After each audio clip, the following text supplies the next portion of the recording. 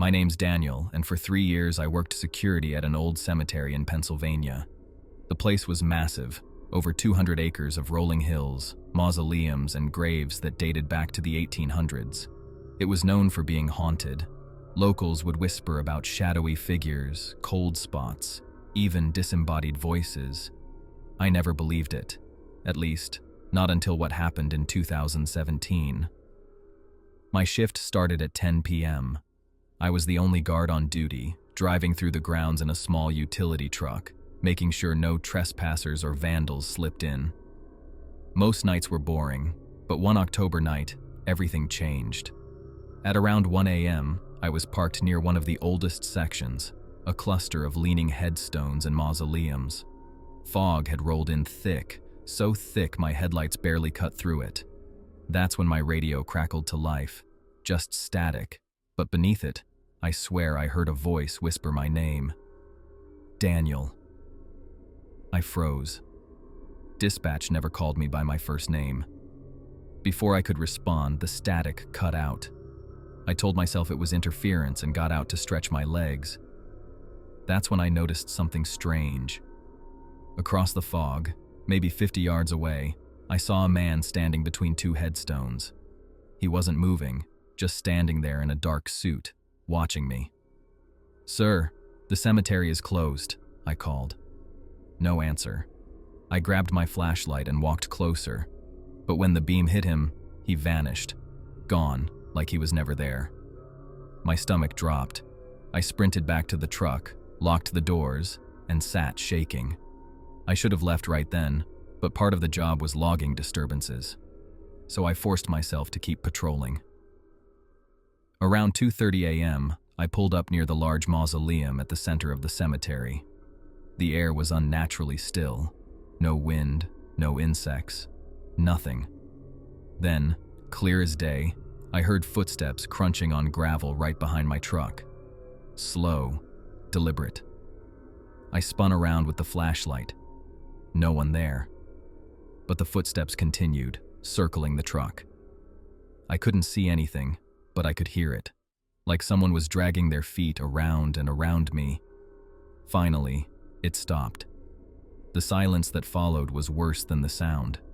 My skin prickled, and that's when I noticed something in the mausoleum's stone doorway.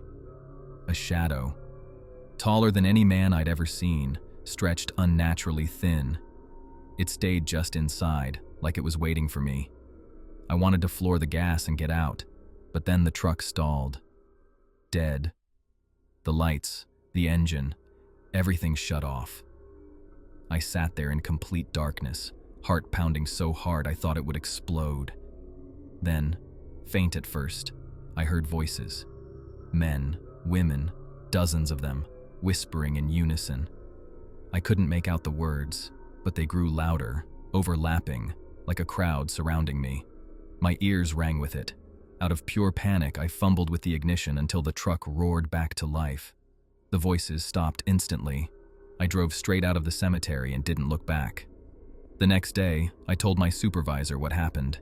He didn't laugh. He just nodded slowly and said, "You're not the first." Turns out, multiple guards over the years had reported the same thing. Figures in the fog, voices over the radio, footsteps, and that towering shadow at the mausoleum. Some refused to work nights after experiencing it. One guy even quit on the spot. I lasted another week before I left the job. To this day, I refuse to set foot in that cemetery. I've seen plenty of weird things in my life, but nothing has ever shaken me the way those nights did. People think cemeteries are peaceful, places of rest. But if you've ever worked the graveyard shift among the dead, you know the truth. Not everything buried stays silent.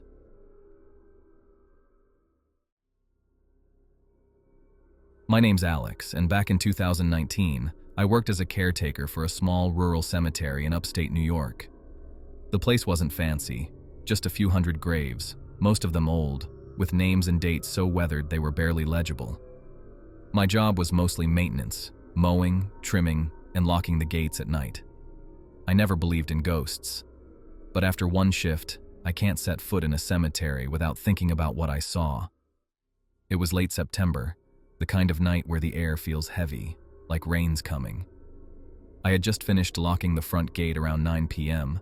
when I realized I'd left my tool bag near the far side of the property. The grounds had no lighting, so I grabbed a flashlight and started across the field of headstones. The further I went, the quieter it got.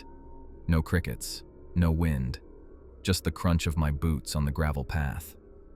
When I finally reached the tool bag, I froze, because behind me, I heard it, stone grinding against stone. At first, I thought it was an animal knocking something over, but when I swung my light across the graves, I saw it. One of the headstones, a tall granite slab, was tilting, as if something underneath was pushing it upward. My chest tightened. Then another sound, a dull thud, like dirt being shoved aside. I told myself it was just ground settling, but then another headstone shifted. Then another. Within seconds, 3 different graves around me were moving, slow, deliberate, like something buried deep was trying to climb out. I stumbled back, dropping my flashlight. The beam rolled across the ground and landed on one grave in particular. That's when I saw a hand. It was pale, grayish, covered in dirt, reaching out of the soil. The fingers twitched, curling like they hadn't moved in years. My entire body locked up. I couldn't breathe, couldn't scream. Then came the sound that finally snapped me out of it, whispering. Dozens of voices rising from the ground all around me. I couldn't understand the words. They overlapped, layered, like 100 conversations at once. But they were angry, urgent. I grabbed the flashlight, bolted across the cemetery, and didn't stop running until I was at my truck. My hands shook so bad I could barely get the keys in the ignition. When I finally sped off, I looked back in the mirror. I swear I saw shapes, dark, human-shaped shadows, standing among the headstones, watching me go. The next morning, I returned with my boss, fully expecting to see the graves torn up. But everything looked normal. Every headstone was in place. No disturbed dirt, no signs of vandalism. I quit a week later. My boss thought I was crazy, but I know what I saw. I know what I heard. People always say cemeteries are quiet places, meant for rest. But I'll tell you this. Sometimes the dead don't stay buried. Sometimes they remember you were there. And sometimes they whisper so you'll never forget.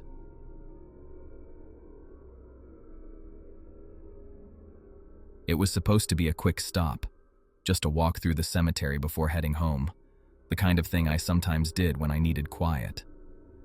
The place was small, tucked behind a church, with crooked headstones leaning against time. The sun had just gone down, leaving the sky bruised purple and black. I wasn't planning to stay long. But as I reached the older section, a cold breeze moved through the trees, and I noticed something strange. The air didn't sound right. Cemeteries are usually still, but this wasn't silence. It was muffled, like the world around me had been covered with a heavy blanket. That's when I heard it. A whisper. It came from the row of graves to my left. Faint, almost too soft to catch. I froze, listening harder.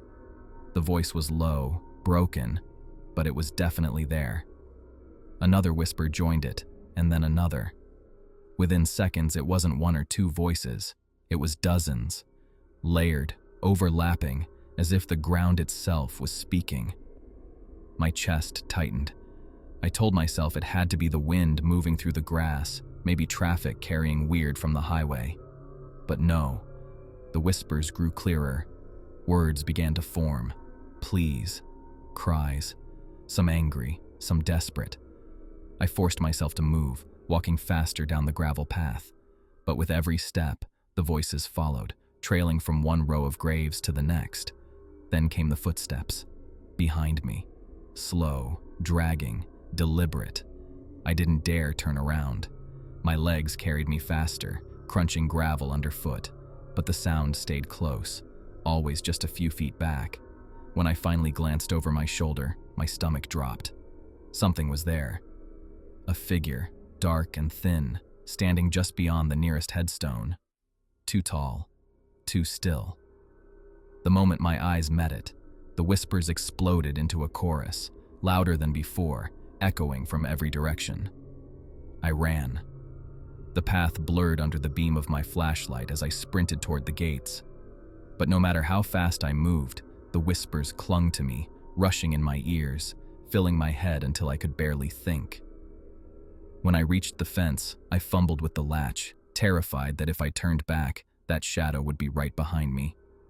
Somehow, I got through. The second my feet hit the sidewalk outside, everything stopped. The air went still. The voices cut out. Silence. I never looked back. To this day, I can't explain what happened. Maybe it was my imagination, maybe exhaustion. But sometimes late at night, I swear I still hear it. The faint sound of whispers, like they're waiting for me to come back. And I never will.